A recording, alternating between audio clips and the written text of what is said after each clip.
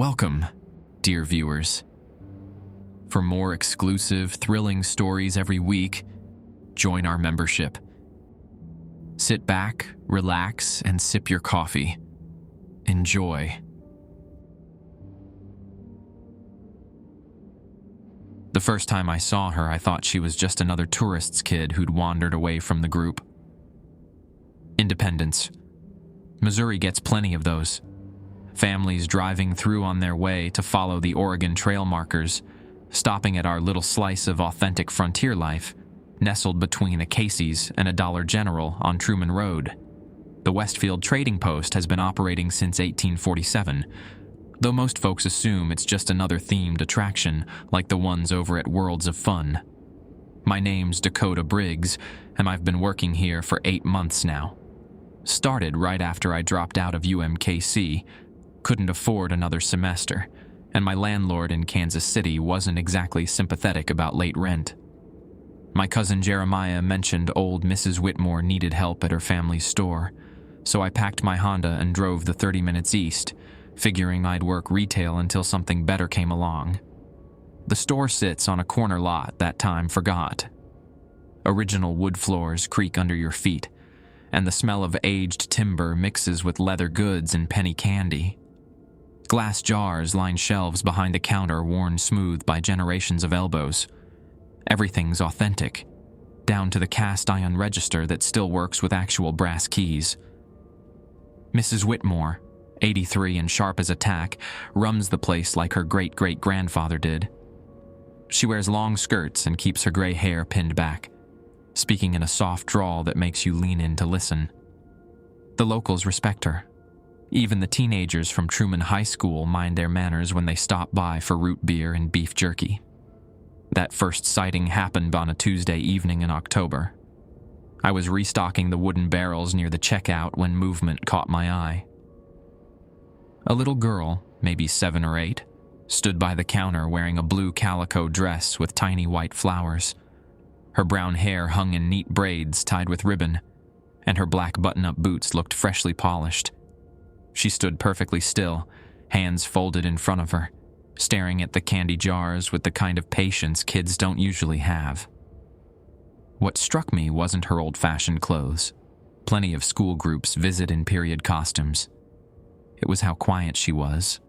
No fidgeting, no calling for parents, no touching anything. "Can I help you find something?" I asked, walking over with what I hoped was a friendly smile. She turned toward me, and I caught a glimpse of pale skin and serious dark eyes before she simply wasn't there anymore. Not like she ran away or hid behind something. 1 second she was standing there. The next, the space was empty. I blinked hard, wondering if I'd imagined it. Working alone in an old building can play tricks on your mind, especially when autumn shadows stretched long through the windows. That was 3 weeks ago.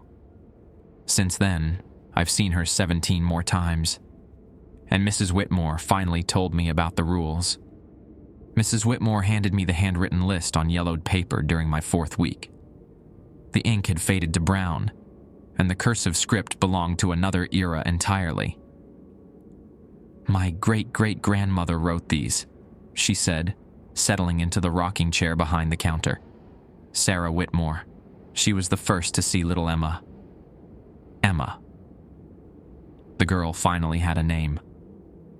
"The rules have kept this place running for over a century," Mrs. Whitmore continued, her weathered fingers tracing the paper's edge.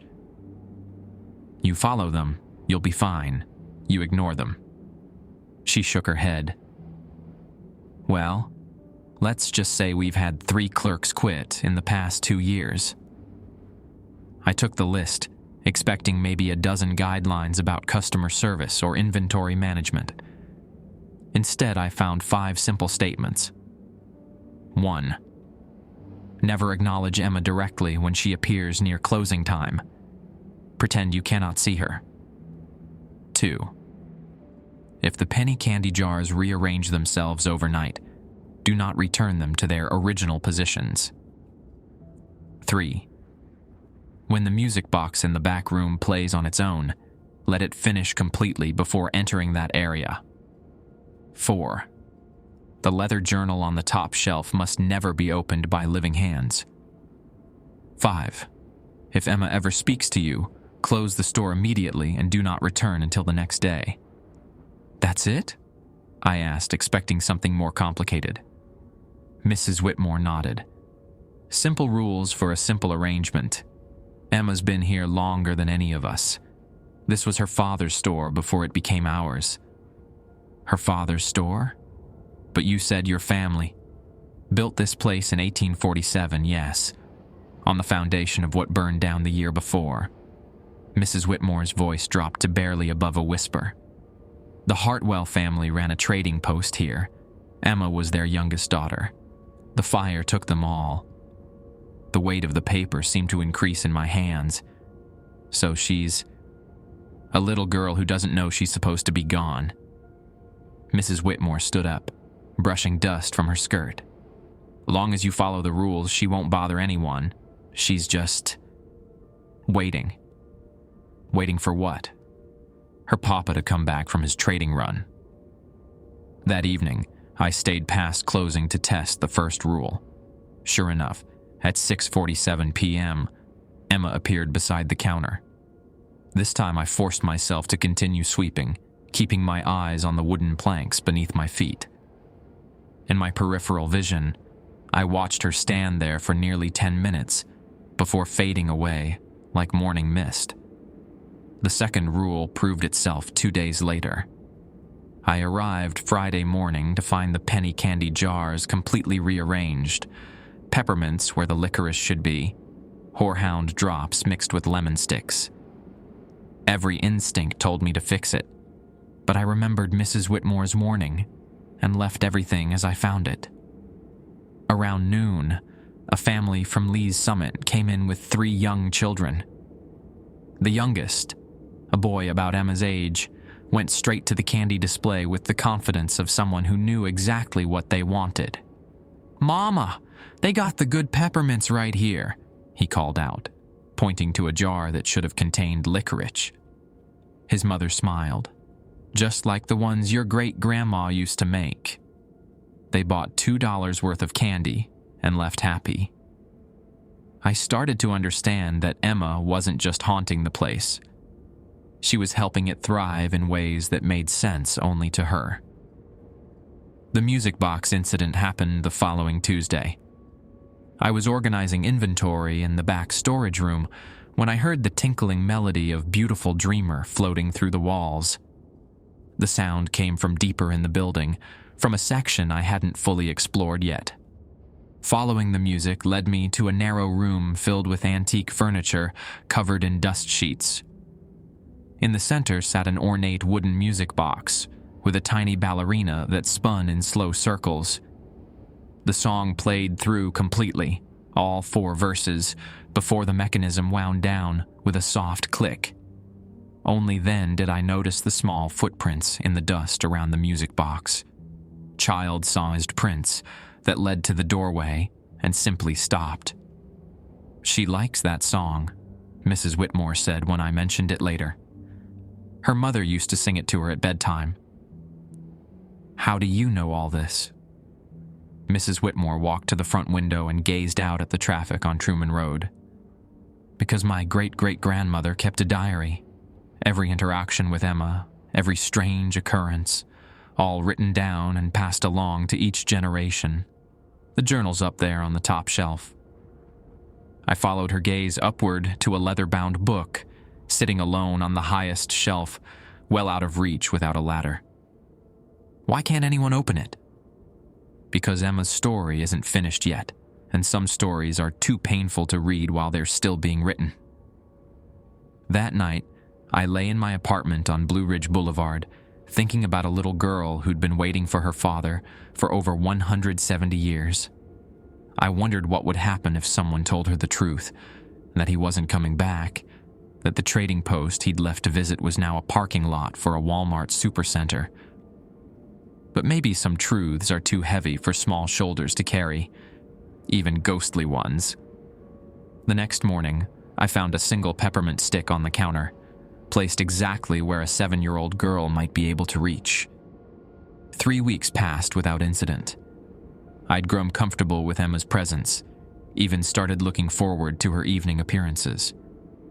She never stayed long, just long enough to watch me close up, like she was making sure I did everything correctly. The trouble started on a rainy Thursday in November. I was helping Mrs. Patterson from Blue Springs find a proper bonnet for her granddaughter's school presentation when I heard it. A child's voice, soft and sweet, drifting from the back of the store. "Mister, could you help me reach something?" Mrs. Patterson didn't seem to notice, still examining the selection of period-appropriate headwear, but my blood turned to ice water. Rule number 5 echoed in my mind like a warning bell. If Emma ever speaks to you, close the store immediately, and do not return until the next day.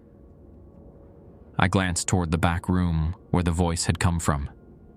Nothing visible, but I could feel her presence like static electricity before a storm. "Mrs. Patterson," I said, trying to keep my voice steady. "I'm terribly sorry, but we need to close early today. Family emergency." She looked disappointed but understanding. "Of course, dear. I'll come back tomorrow for the bonnet." After she left, I rushed through the closing routine, hands shaking as I counted the register. Emma's voice came again, closer this time. "Mr. Dakota? Papa's letters are stuck up high. I can't reach them." She knew my name. That had to mean something, though I wasn't sure what. I grabbed my keys and headed for the door, but stopped when I saw her standing by the front window. For the first time, she looked directly at me. Her dark eyes held an intelligence that seemed far older than her apparent age. And when she smiled, I noticed something that made my stomach lurch. Her teeth were too white, too perfect, like polished porcelain. "You're leaving," she said. Not a question, but a statement. "Papa left too. He said he'd be back before winter." I wanted to explain, to comfort her somehow, but the rule was clear. Instead, I stepped outside and locked the door behind me, leaving her standing there in the growing darkness. The next morning, Mrs. Whitmore was waiting for me in the parking lot. "She spoke to you." Another statement, not a question.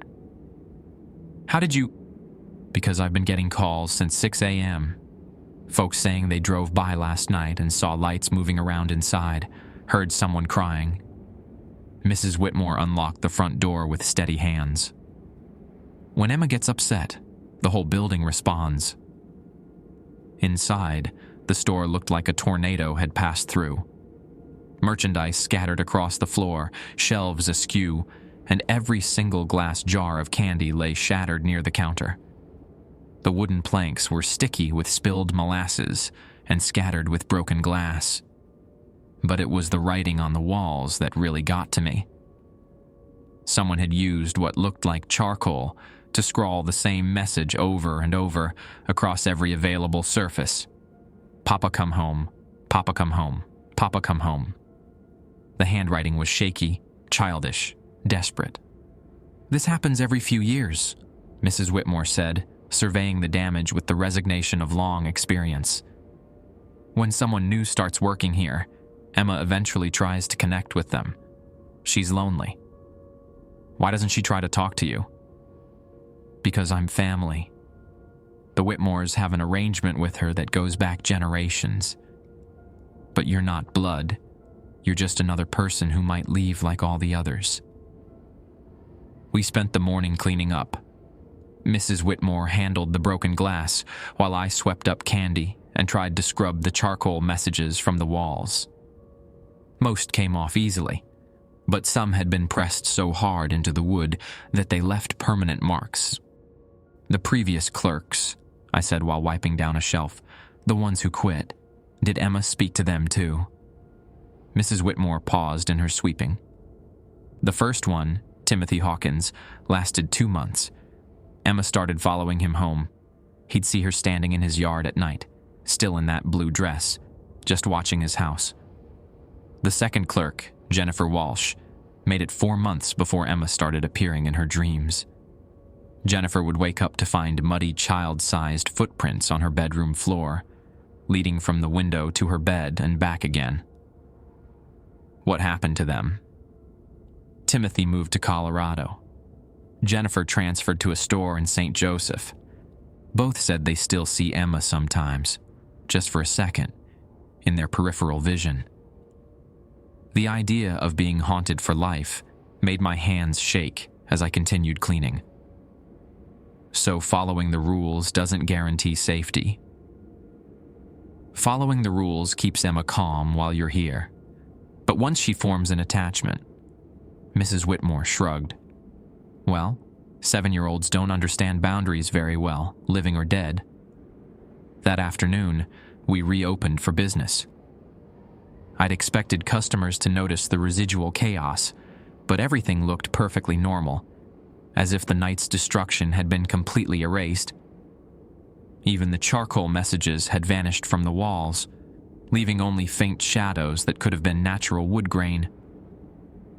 Around 4 o'clock, a man in his 60s walked in wearing a KC Chiefs jacket and a puzzled expression. "Excuse me," he said, approaching the counter, "but I think there might be a child hiding somewhere in your store. I heard someone crying when I walked past outside." I listened carefully, but heard nothing except the usual creaks and settling sounds of an old building. "I haven't seen any children today, sir. Is there something I can help you find?" He bought a souvenir postcard and left, but kept glancing back through the windows as he walked to his car. The crying sounds continued sporadically throughout the day. Customers would ask about them, but I always claimed to hear nothing. By closing time, I'd started to wonder if I was losing my mind, until I realized the sounds were coming from the back room where the music box sat. Following the third rule, I waited until the melody of Beautiful Dreamer finished completely before investigating. The music box sat silent on its dust-covered table, but the crying continued. Soft, heartbroken sobs that seemed to emanate from the walls themselves. That's when I noticed the leather journal. It was no longer on the top shelf where it belonged. Instead, it sat open on the floor beside the music box, its pages fluttering as if stirred by an unfelt breeze.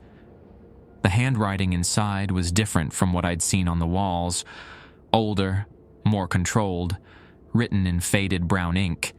November 15th, 1846. Emma has been asking about her father constantly. I do not have the heart to tell her that Charles will not be returning from his trading expedition. The Kiowa War Party left no survivors. November 20th, 1846. The child grows more distressed each day. She has stopped eating and barely sleeps. I fear for her health. November 25th, 1846. Emma collapsed this morning. The doctor says it is consumption, but I believe it is grief. A child's heart can only bear so much sorrow. December 1st, 1846. My sweet daughter passed peacefully in her sleep last night, still clutching the peppermint stick her father gave her before he left. She whispered his name with her final breath. The pages kept turning on their own, revealing entry after entry about Emma's declining health and eventual death. But the final entry was written in different handwriting, shakier, more recent. She doesn't know she died. She's still waiting for him to come home. I slammed the journal shut and backed away, but the damage was done. Rule 4 had been broken, not by my hands, but the book had been opened nonetheless, and I had read its contents. From somewhere in the building, Emma's voice called out again. "Mr. Dakota, did you find Papa's letters? I heard someone reading them." I didn't answer Emma's question. Instead, I grabbed the journal and shoved it back onto the top shelf, using a stepladder from the storage room. My hands trembled as I climbed down, and I could feel her watching me from somewhere in the shadows. "You know about Papa now," she said, her voice coming from directly behind me. I spun around but saw nothing except dust motes dancing in the afternoon light filtering through the windows. The temperature in the room had dropped noticeably. I could see my breath forming small clouds in the suddenly frigid air. "He's not coming back, is he?" Emma's voice was barely a whisper now, but it seemed to come from everywhere at once. "That's what Mama's journal says." My throat felt raw, but I managed to speak. "Emma, I need to close the store now." "But you just learned the truth." Her voice grew stronger, more insistent. "About what happened to Papa. About what happened to me." The floorboards beneath my feet began to creak and groan, as if the building itself was shifting. Picture frames on the walls tilted at odd angles, and the antique clock on the mantel started chiming. Not the hour, but a discordant series of notes that made my teeth ache. "Emma, please. I have to go home now." "Home." She repeated the word like she was tasting something bitter. "I don't remember what home feels like anymore. Do you know how long I've been waiting here, Mr. Dakota?" I backed toward the front door, but stopped when I saw her reflection in the window glass. Not her usual solid form, but something translucent and wrong. Her blue calico dress hung in tatters, and her neat braids had come undone, leaving her hair to hang in stringy tangles around a face that was far too pale.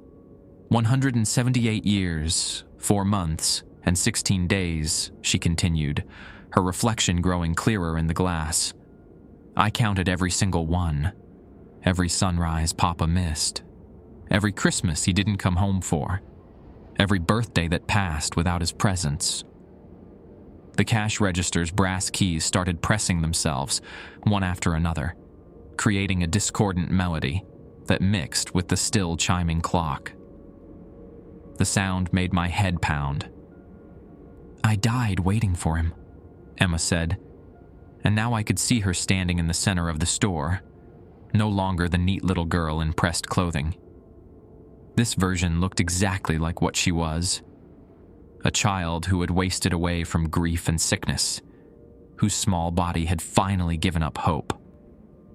"Emma," I said, trying to keep my voice calm, "I'm sorry about your Papa. I'm sorry about what happened to you. But you can't." "Can't what?"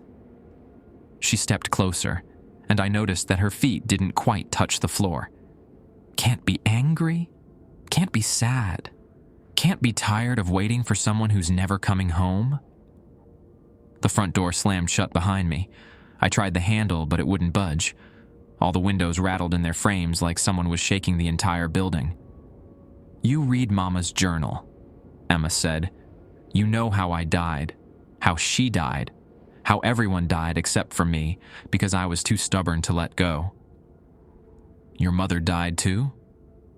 Emma nodded, her dark eyes filling with what looked like tears, though I wasn't sure ghosts could cry. 3 days after I did. The doctor said her heart just stopped, but I know better. She died because watching me waste away broke something inside her that couldn't be fixed. The building shuddered again, and I heard something crash in the back room. Probably more inventory destroyed by Emma's emotional outburst. But I found myself less concerned about the damage and more concerned about the raw pain in her voice. "The fire that burned down Papa's store," she continued. "That wasn't an accident. Mama did that. She couldn't bear to live in the place where we'd both died waiting. She poured lamp oil everywhere and struck a match, hoping to join us wherever we'd gone. But you didn't go anywhere." "No," Emma said, her form flickering like a candle flame in wind. "I stayed. Because somebody had to be here when Papa came back. Somebody had to tend the store and keep his dream alive. Mama and I both stayed at first, but she got tired of being angry and sad all the time. She moved on to whatever comes next." "Why didn't you go with her?" Emma looked at me like I'd asked the most obvious question in the world. Because Papa doesn't know where to find me if I'm not here. This is the last place he saw me. This is where I have to wait. I sank down onto a wooden crate, suddenly exhausted by the weight of her story. Emma, your papa died in 1846, the Kiowa. I know. Her voice cracked like breaking glass. I've known for decades. But knowing and accepting are different things, aren't they, Mr. Dakota? She was right, and we both knew it. I've been pretending my own father might come back someday, even though he'd walked out when I was 12 and never looked back. I'd been working at this store partly because I hoped he might drive through Independence someday and see me through the window. The other clerks, I said slowly. Timothy and Jennifer. What did you want from them? Company, Emma said simply. Someone who wouldn't leave. Someone who might understand what it feels like to be abandoned by the people who are supposed to love you most. But they did leave. Everyone leaves. Emma's form solidified again, becoming more like the neat little girl I'd first seen. Even Mrs. Whitmore will leave someday. She's 83 and her heart isn't as strong as it used to be. Then it'll just be me again, waiting for the next person to come along and pretend to care. The building had stopped shaking, but the temperature remained uncomfortably cold. I could see frost forming on the inside of the windows, despite the November weather outside being merely chilly, not freezing. What do you want from me, Emma? She studied my face for a long moment before answering. I want you to tell me the truth. About Papa. About me. About why I can't seem to leave this place even though I know he's never coming back. This felt like dangerous territory, but her pain was so genuine that I couldn't bring myself to lie or deflect. I think, I said carefully, that you're afraid if you let go of waiting for him, you'll have to admit that he chose to leave you behind. Emma's eyes widened, and for a moment she looked like nothing more than a confused 7-year-old girl. Papa didn't choose to leave. He died on the trail. I know, but you were 7 when he left. And 7-year-olds don't always understand the difference between choosing to leave and being forced to leave.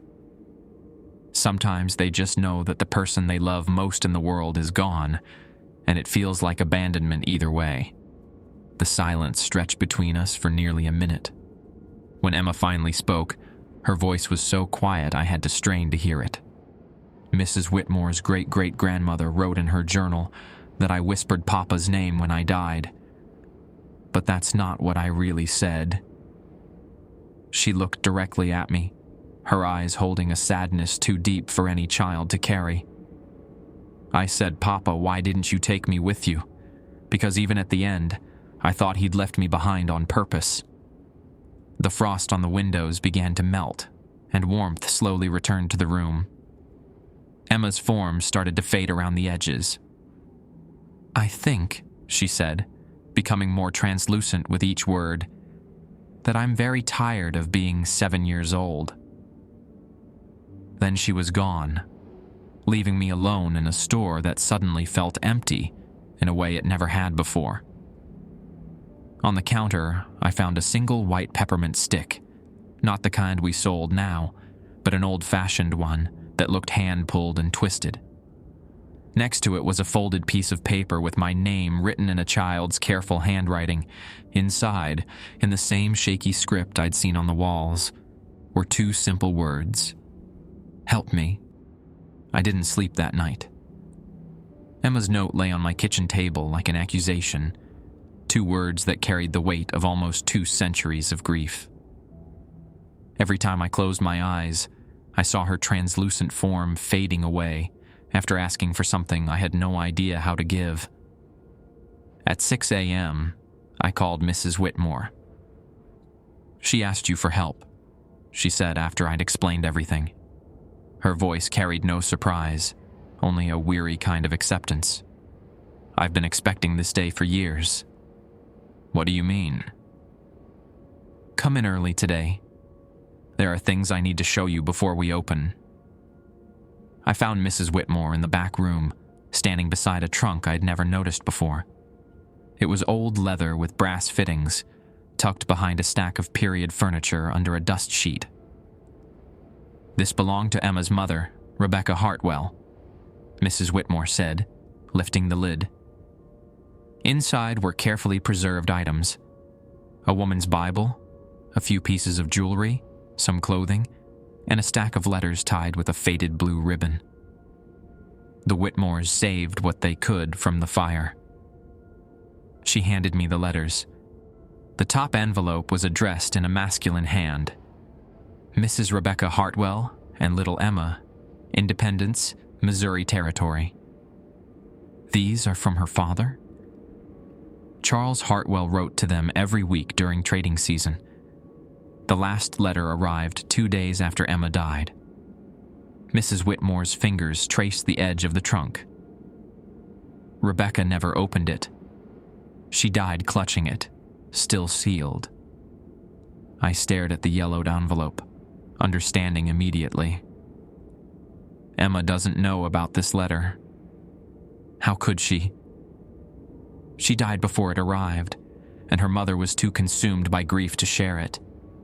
For over 170 years, Emma has believed her father forgot about her on his final trip. What does it say? Mrs. Whitmore shook her head. I've never opened it either. That's Emma's choice to make. But she's dead. How can she? Just because someone dies doesn't mean their story ends, Dakota. Sometimes it just means they get stuck in the middle of a chapter and can't turn the page. The morning hours dragged by with unusual slowness. A few tourists stopped in, bought postcards and candy, but the store felt different somehow, expectant, like the air before a storm. Emma didn't appear, but I could sense her presence everywhere, in the way shadows fell at odd angles, in the faint scent of peppermint that lingered near the counter, in the way the floorboards creaked when no one was walking on them. Around noon, Mrs. Whitmore approached me with another revelation. There's something else you need to understand about Emma, she said, her voice low. She's not just haunting this building, she's holding it together. What do you mean? The Westfield trading post should have been torn down decades ago. The foundation is cracked, the support beams are rotted, and half the electrical system violates every safety code in Jackson County. But it never fails inspection. The building inspector comes through every year, and somehow finds everything in perfect condition. I looked around at the store with new eyes, noticing things I'd overlooked before. The wooden floors that should have sagged with age remained level and solid. The windows that should have been clouded with grime stayed crystal clear. Even the cast iron register, which had to be well over a century old, functioned perfectly without maintenance. Emma's been preserving this place through sheer will, Mrs. Whitmore continued, keeping her father's dream alive the only way she knows how. But that kind of spiritual energy takes a toll. She's been pouring herself into these walls for so long that letting go might mean the whole building comes down with her. So helping her move on could destroy the store? Possibly. Probably. Mrs. Whitmore straightened a display of hand-carved wooden toys. But keeping her trapped here isn't fair either. She's been 7 years old for nearly 2 centuries, Dakota. That's not living, it's just existing. The afternoon brought an unexpected visitor, a man in his 40s wearing a Missouri Historical Society badge, carrying a leather satchel and looking around the store with obvious interest. Are you the owner? He asked Mrs. Whitmore. I am. Can I help you? Dr. Marcus Webb, State Historical Preservation Office. We've received some interesting reports about this location. He pulled out a tablet and showed us several photographs. These thermal images were taken by a paranormal investigation team last month. They show significant temperature variations and what appears to be electromagnetic anomalies centered around your building. The images clearly showed cold spots throughout the store, with one particularly intense area near the counter where Emma usually appeared. "We're not here to debunk anything," Dr. Webb continued. "Quite the opposite. The state is considering designating this location as a historical site of supernatural significance. It would bring tourism revenue and preserve the building permanently." Mrs. Whitmore and I exchanged glances. Tourist money would be nice, but the idea of paranormal investigators tramping through Emma's sanctuary made my stomach turn. "What would that involve?" Mrs. Whitmore asked. "Regular monitoring, controlled investigations, possibly filming for documentaries. We'd want to establish communication protocols with whatever entity is present here." "I don't think that's a good idea," I said quickly. Dr. Webb looked surprised. "Oh? Have you experienced something?" Before I could answer, the temperature in the room plummeted. Frost began forming on Dr. Webb's tablet screen, and his breath became visible in small puffs. The cash register's keys started pressing themselves in a rapid staccato rhythm that sounded almost like Morse code. "Fascinating," Dr. Webb whispered, pulling out an electromagnetic field detector that immediately began shrieking. "The readings are off the charts." That's when Emma appeared, not in her usual translucent form, but solid and vivid, standing directly in front of Dr. Webb, with her arms crossed and a scowl that would have done credit to any living 7-year-old. "Go away," she said clearly. "This is my papa's store, not your playground." Dr. Webb stumbled backward, his equipment clattering to the floor. Did that child just... "Yes," I said, moving between him and Emma. "And I think you should listen to her." Emma looked at me with something that might have been gratitude before turning back to Dr. Webb. "I don't want strangers poking at me with machines.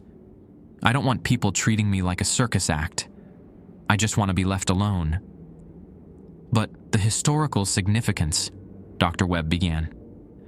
"Doctor," Mrs. Whitmore interrupted, her voice carrying the authority of someone who dealt with bureaucrats for 8 decades. "I think you've gotten all the evidence you need. Perhaps it's time to go." After Dr. Webb left, still muttering about unprecedented paranormal manifestations, Emma remained visible, sitting on the counter and swinging her legs like any bored child.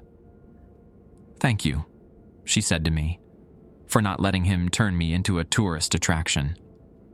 "Emma," I said carefully, "I found something that might help you. Something your father left for you." Her eyes widened. "What do you mean?" I retrieved the unopened letter from the back room and held it out to her. "This arrived after you. After you got sick. Your mother never opened it." Emma stared at the envelope like it might bite her. What if it says goodbye? What if he decided not to come back? What if it doesn't? She reached for the letter with trembling fingers, then stopped. "Will you read it to me?" I'm scared to read it alone." I nodded and carefully opened the envelope that had waited 178 years to deliver its message. The paper was fragile, brittle with age, but Charles Hartwell's handwriting remained clear and strong. I unfolded the letter carefully while Emma watched with an expression caught between hope and terror. "November 28th, 1846, I began reading aloud, 'My dearest Rebecca and my precious little Emma.'" Emma made a small sound, somewhere between a gasp and a sob. She pressed her hands to her mouth, her dark eyes fixed on the letter, as if she could absorb her father's words through sight alone. "This may be my final correspondence before winter sets in," I continued. "The trading has gone better than expected, but I fear I have grave news to share. 3 days ago, our party was approached by a Kiowa band near the Arkansas River crossing. What began as a peaceful negotiation turned violent when one of our men, a fool named Hutchins, drew his weapon without cause. Emma's face had gone pale. Even Mrs. Whitmore leaned closer to listen. The fighting was brief, but brutal. 5 of our party were killed, including Hutchins, whose foolish actions started the bloodshed. I sustained a wound to my leg that has become infected, and our guide believes the Kiowa will follow us to ensure we do not return, with more armed men. I paused, seeing the fear growing in Emma's eyes. But there was more to read. I write this letter knowing I may not survive the journey home, but if these words reach you, know that every moment away from independence has been agony, not because of hardship or danger, but because every sunrise that finds me on this trail is another day. I am not holding my little Emma, not listening to Rebecca's voice, not sitting by our fire in the evening sharing stories of the day's adventures. Emma's hands had dropped from her mouth. Tears, real tears, though I still wasn't sure how a ghost could cry, traced silver paths down her cheeks. Emma, my sweet daughter, if something happens to me on this journey, I need you to understand something that I fear I have never said clearly enough. You are the reason I work so hard. You are the reason I brave these dangerous trails and spend months away from home. Every trade I make, every mile I travel, every risk I take is to build something worthy of you. A life where you will never want for anything, where you can grow up safe and loved and proud of your papa. The building around us had gone completely silent. Even the usual creaks and settling sounds had stopped, as if the store itself was listening. I know that 7 years old seems very young to understand such things, but you are the brightest child I have ever known, brighter than any star in the sky above this cursed trail. When you smile, the whole world becomes a better place. When you laugh, I remember why God put joy into this world. When you run to greet me at the end of a long day, I feel like the richest man who ever lived.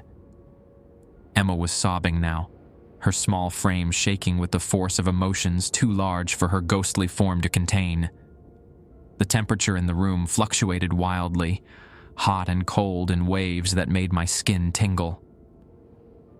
If I do not return from this journey, know that it is not because I chose to leave you.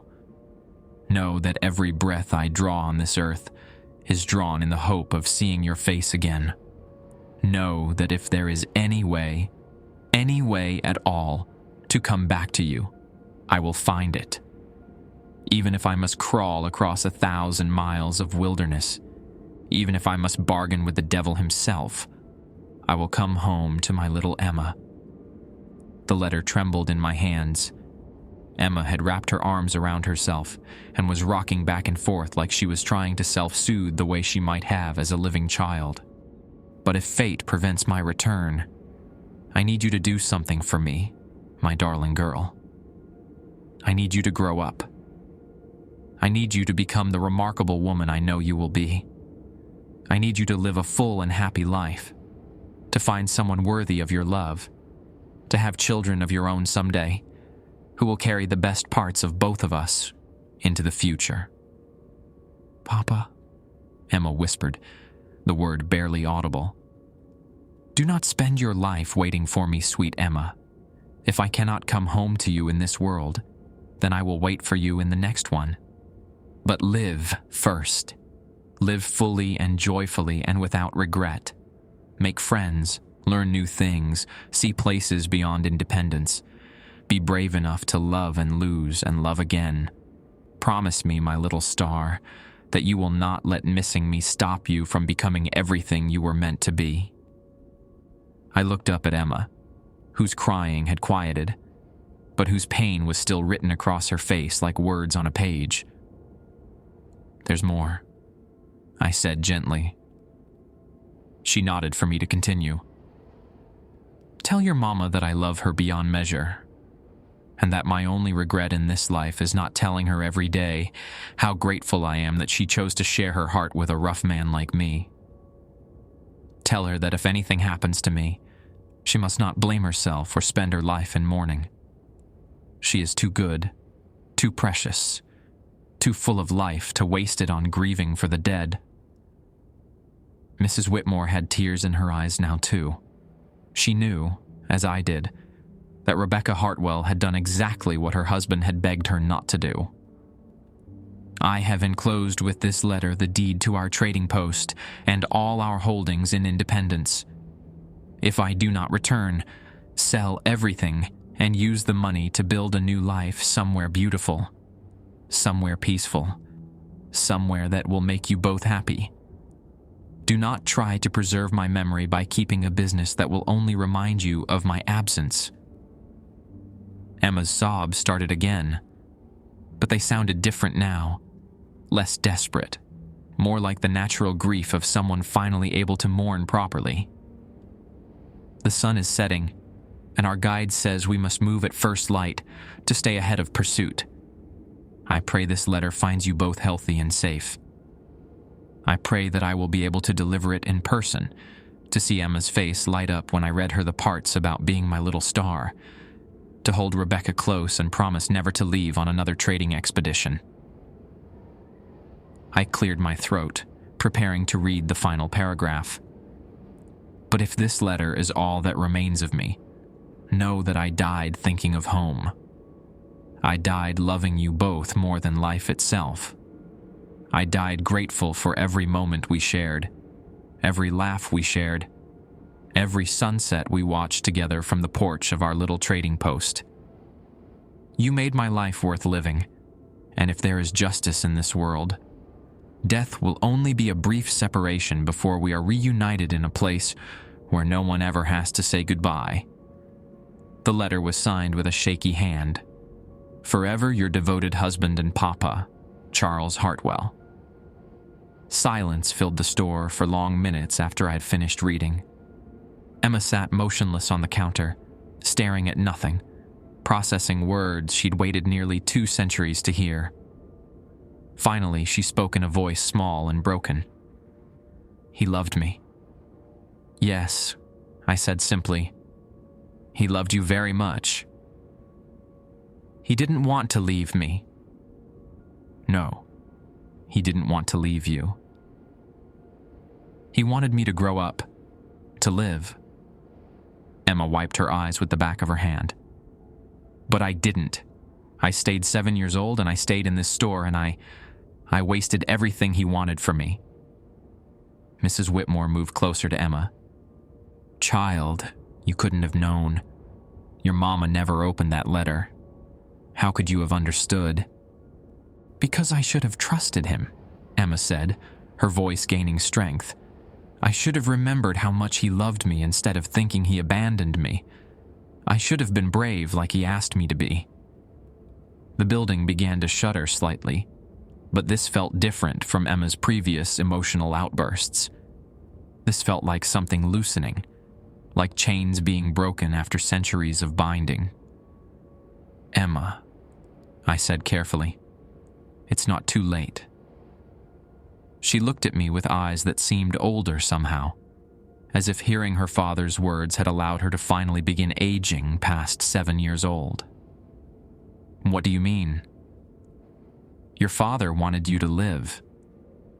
Maybe you can't do that in the way he meant, but you can stop existing and start, I don't know, being at peace, being free. Emma was quiet for a long time, considering this. Around us, the store continued its subtle shaking, and I noticed that some of the older items on the shelves were beginning to show their true age, wood splitting, metal tarnishing, fabric fading. If I let go, Emma said finally, what happens to Papa's store? It becomes just a building, Mrs. Whitmore said honestly. Old wood and glass and memories. And what happens to me? Neither of us had an answer for that question. Emma nodded as if she hadn't expected one. I think, she said slowly, that I'm ready to find out. The process began at sunset. Emma sat quietly on the counter for the rest of the afternoon, occasionally asking me to reread certain passages from her father's letter. Each time I spoke Charles Hartwell's words aloud, something shifted in the building around us. Subtle at first, then increasingly noticeable. The cash register's brass keys stopped their random pressing. The music box in the back room fell silent. Even the usual creaks and groans of settling wood faded to nothing, as if the building was holding its breath. "I can feel it," Emma said, as the last customer of the day left with a bag of penny candy. "Everything I've been holding on to. It's like I've been clenching my fists for so long that I forgot I could open my hands." Mrs. Whitmore locked the front door and flipped the sign to closed. "Are you afraid?" she asked Emma. "Yes," Emma admitted, "but I'm more tired than afraid. I want to see what comes next." As darkness settled over Independence, the changes accelerated. The perfectly preserved merchandise began showing its true age. Leather goods cracking, fabric yellowing, metal developing rust spots that spread like stains across surfaces. The wooden floors, which had remained level and solid for decades, started to sag and warp. "It's happening faster than I expected," Mrs. Whitmore murmured, running her hand along a shelf that was beginning to bow under the weight of aging inventory. Emma stood up from the counter, and I noticed that she looked different.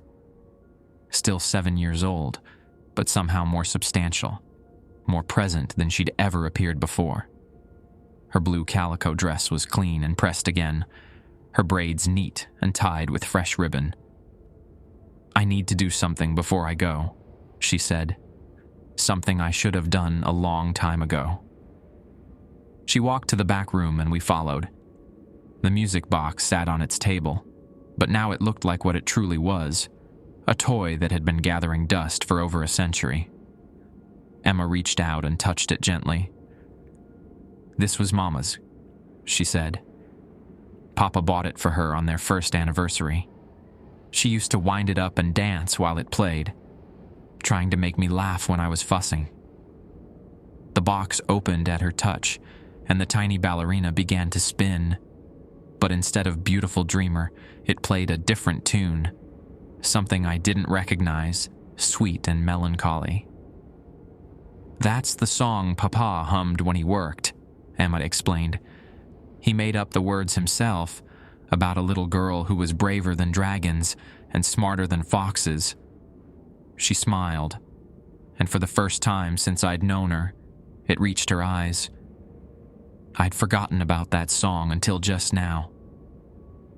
As the melody played, Emma began to change. Not aging exactly, but becoming more like the memory of herself, rather than the desperate, clinging spirit she'd been. Her edges grew softer, her form more luminous. "There's something else," she said, walking to a section of the floor near the window. "Under here. Something I hid from everyone, even Mama." She knelt down and pressed her small hand against a particular floorboard. It lifted easily, revealing a shallow space beneath. Inside was a small wooden box, no bigger than a jewelry case. "What is it?" I asked. Emma opened the box carefully. Inside, nestled in faded velvet, was a simple silver locket and a handful of pressed flowers. "Papa gave me this locket before he left for his last trip," she said, lifting it with reverent fingers. "He said it was to keep his love close to my heart while he was away. The flowers are from our garden, the ones Mama and I planted together the spring before she got sick." Mrs. Whitmore gasped. "Emma, these flowers, they're over 170 years old. They should have crumbled to dust decades ago." "I kept them perfect the same way I kept everything else perfect," Emma said simply, "by refusing to let time pass." She looked at the preserved blooms, tiny roses and forget-me-nots that still held traces of their original color. "But flowers are supposed to fade, aren't they? That's what makes them precious. The fact that they don't last forever." She closed the box and held it against her chest, As she did, the building around us groaned audibly. A crack appeared in the wall near the window, spreading slowly across the aged plaster. "Emma," I said, suddenly concerned, "what's happening?" "I'm letting go," she said peacefully. "All of it. The store, the memories, the pain. Everything I've been holding on to because I was afraid to face the truth." More cracks webbed across the walls. The ceiling began to sag in places, and I heard the distinct sound of nails pulling free from wood as joints that had been held together by Emma's will began to separate. "We need to get out of here," Mrs. Whitmore said, but her voice carried resignation rather than panic. "The building's going to collapse." Emma nodded, but not yet. "There's one more thing." She walked to the leather journal on its high shelf, and this time it floated down to her hands without need of a ladder. She opened it to the last entry, the one about her death, and I watched as new words appeared on the page, written in her own careful script. "I understand now. Papa didn't leave me. He died trying to come home to me. And Mama didn't abandon me either. She just couldn't carry the weight of our grief anymore.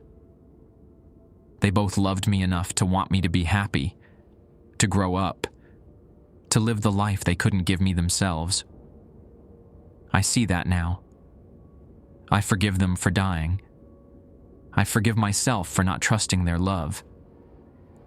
And I'm ready to stop being 7 years old." As she wrote, Emma's form grew brighter and more translucent. The building's deterioration slowed, as if it was waiting for her to finish. "Thank you," she said to me and Mrs. Whitmore, "for reading Papa's letter, for helping me understand, for treating me like a person instead of just a ghost." "What will happen to you now?"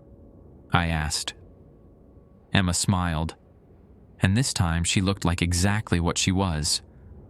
A little girl who had finally received the love and reassurance she'd been waiting for. "I think I'm going to find out what comes after waiting. Maybe I'll see Papa and Mama again. Maybe I'll become something else entirely. But either way, I won't be afraid anymore." She set the journal on the counter and walked to the front door. Her hand passed through the lock, but somehow the door swung open anyway. "Goodbye, Papa's store," she said softly. Then to us, "Take care of each other, and don't mourn for me. I've done enough mourning for all of us." Emma stepped outside into the Missouri night. The moment her foot touched the sidewalk beyond the store's threshold, she began to fade. But not like she was disappearing, like she was becoming part of something larger, something brighter. The last thing we saw was her smile, peaceful and free, before she dissolved into starlight. Inside the store, the deterioration stopped immediately. The building didn't collapse, but it had clearly aged decades in a matter of hours. Shelves sagged, walls showed water damage and wear, floors creaked with genuine old age rather than supernatural presence. "It's just a building now," Mrs. Whitmore said quietly. "Nothing more, nothing less." I picked up the journal Emma had left behind. The pages were blank except for one final entry, written in handwriting that seemed to shift between a child's careful letters and an adult's flowing script. My name was Emma Hartwell. I was 7 years old when I died, but I lived to be 185. I spent 178 years afraid that love could abandon me. But I learned that real love never leaves. It just changes form. Papa's love became my strength to let go. Mama's love became my courage to forgive. And their love together became my permission to finally grow up. Thank you for helping me remember that being loved is worth the risk of losing that love. Thank you for teaching me that endings can be beginnings. The store is yours now. Do with it what you will. Love, Emma Hartwell, no longer waiting. Mrs. Whitmore wiped tears from her eyes. "What do we do now?" I looked around at the aged but stable building, at the merchandise that would need replacing, at the legacy of love and loss that filled every corner. "I think," I said slowly, "we keep it running. Not as a monument to waiting, but as a place where people can find what they're looking for, even if they don't know what that is yet." Outside, snow began to fall, the first snow of winter, gentle and clean, covering Independence in a blanket of fresh possibility. 3 weeks after Emma's departure, the Westfield Trading Post reopened to the public. The transformation had been remarkable. What supernatural preservation had hidden, honest restoration revealed. The building's bones were solid, better than solid, actually. Charles Hartwell had built his trading post to last, and beneath Emma's protective but stagnant influence lay craftsmanship that put modern construction to shame. Mrs. Whitmore and I had spent those weeks cleaning, repairing, and restocking. The work felt good, purposeful in a way that simply maintaining Emma's frozen tableau never had. We replaced cracked glass jars with new ones that looked appropriately antique, but actually held candy safely. We repaired sagging shelves and reinforced the floor where decades of suppressed settling had finally caught up. The most surprising discovery came when we cleared out the back storage room. Behind Emma's music box table, hidden by years of accumulated furniture and dust sheets, we found Charles Hartwell's original inventory ledgers, pages and pages of meticulous records, written in the same strong hand I'd seen in his final letter. "Look at this," Mrs. Whitmore said, running her finger down a column of entries from 1846. He recorded every transaction, every customer, every piece of merchandise. Emma wasn't just preserving the building, she was trying to keep her father's work alive. The ledgers revealed something else. Charles Hartwell had been more than just a trader. He'd given credit to struggling families, donated supplies to travelers in need, and regularly sent money back to relatives in Kentucky who'd helped him get started. His business had been built on generosity, as much as profit. "No wonder Emma couldn't let it go," I said. This place represented everything good about her father. Our first day back in business brought curious visitors. Word had spread about the incident 3 weeks earlier. Neighbors reporting strange sounds and lights, followed by complete silence. Some came expecting to find paranormal activity. Others arrived hoping the weird occurrences were finally over. Mrs. Patterson from Blue Springs was among the first through the door, still looking for that bonnet for her granddaughter. "The place feels different," she said, examining our restocked shelves. "Lighter somehow, more welcoming." She wasn't wrong. Without Emma's desperate energy saturating every corner, the store had developed a peaceful atmosphere. Customers lingered longer, chatted more freely, and seemed genuinely happy to be there rather than simply curious about local folklore. Dr. Webb returned on our third day, carrying the same electromagnetic detection equipment that had malfunctioned during his previous visit. "The readings are completely normal now," he said, disappointment clear in his voice. "Whatever phenomenon was occurring here has ceased entirely." "Maybe that's for the best," I suggested. He shrugged and packed up his gear. "From a preservation standpoint, yes. But from a research perspective, we've lost a unique opportunity to document genuine paranormal activity." After he left, Mrs. Whitmore and I shared a knowing look. Emma had made the right choice. She deserved peace, not to become a subject of scientific curiosity. The real test came when the first school group arrived, 35 fourth graders from Independence Elementary, the same age Emma had been when she died. Their teacher, Ms. Rodriguez, had brought them to learn about frontier life and local history.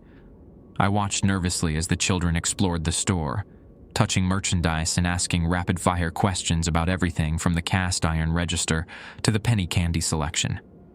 Any one of them could have been Emma, curious and energetic and full of life. But no translucent figure appeared to watch them with longing eyes. No cold spots developed around the counter. The building remained peacefully, ordinarily quiet. One little girl with braids similar to Emma's approached me near closing time. "Mister, did a kid really used to live here a long time ago?" "Yes," I said carefully. "A little girl named Emma. This was her father's store." "What happened to her?" I glanced at Mrs. Whitmore, who nodded encouragingly. "She got sick and died very young. But I think she was happy here, with her family." The girl considered this seriously. "That's sad, but at least she had people who loved her." "Yes," I said, my throat tightening slightly. "She had people who loved her very much." After the school group left, Mrs. Whitmore found me sitting in the back room, staring at Emma's music box. It hadn't played since the night she left, but I'd kept it there anyway, polished and clean. "You're thinking about her," Mrs. Whitmore observed. "I miss her," I admitted. "Is that strange? Missing a ghost?" "No stranger than a ghost missing the living."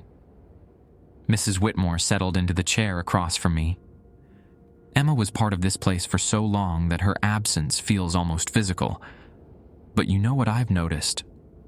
"What?" "The children who visit now actually play. They laugh and run around and behave like children should. When Emma was here, kids always seemed subdued, like they sensed something sad in the air. Now they can just be kids." She was right. The atmosphere had shifted from melancholy preservation to genuine joy. Families stayed longer, took more pictures, and actually seemed to enjoy learning about frontier history, rather than simply enduring it. That evening, as I was locking up, I found an envelope that had been slipped under the door. My name was written on it in unfamiliar handwriting. Inside was a note from Timothy Hawkins, the first clerk who'd quit after Emma began following him home. "Dakota, I heard through the grapevine that something changed at the store. I've been living in Colorado for 2 years, but I wanted you to know that 3 weeks ago, something changed for me too. I haven't seen her since then. No more glimpses in my peripheral vision. No more dreams about a little girl in a blue dress. I don't know what you did, but thank you. I can finally sleep peacefully again. I've enclosed my forwarding address in case you ever want to talk to someone who understands. Take care of that place. Despite everything, it's special. Tim Hawkins." The next day brought a similar letter from Jennifer Walsh in St. Joseph, reporting the same experience. Emma's attachments to her former companions had dissolved along with her earthly presence. 2 months later, we received an unexpected visitor. A woman in her 70s approached the counter with careful steps and bright, curious eyes. "Excuse me," she said, "but I believe my ancestor used to own this building. Charles Hartwell?" Mrs. Whitmore and I exchanged glances. "You're related to Charles Hartwell?" "His great-great-granddaughter. My name is Helen Hartwell Morrison. I've been researching family history and discovered references to a trading post in Independence. I had to see it for myself." We spent the afternoon sharing what we knew about Charles and Emma, though we kept the supernatural elements vague. Helen examined the old ledgers with fascination and listened intently as we described the building's history. "I have something that might interest you," she said eventually, pulling a small daguerreotype from her purse. "This is the only photograph of Emma that survived." The image showed a serious-faced little girl in a blue calico dress, standing beside a tall man with kind eyes and a gentle smile. Charles Hartwell looked exactly as I'd imagined him. Strong, caring, devoted to his daughter. "She looks like she was loved," I said. "Very much so. Family stories say she was the light of his life." Helen studied the photograph fondly. "I'm glad this place still exists. Charles would have been proud to know his work continued for so many generations." After Helen left, promising to send copies of other family documents she'd discovered, Mrs. Whitmore and I stood quietly in the store that had seen so much love, loss, and finally, healing. "Do you think Emma found them?" I asked. "Her parents?" "I hope so," Mrs. Whitmore replied. "But even if she didn't, I think she found something just as important." "What's that?"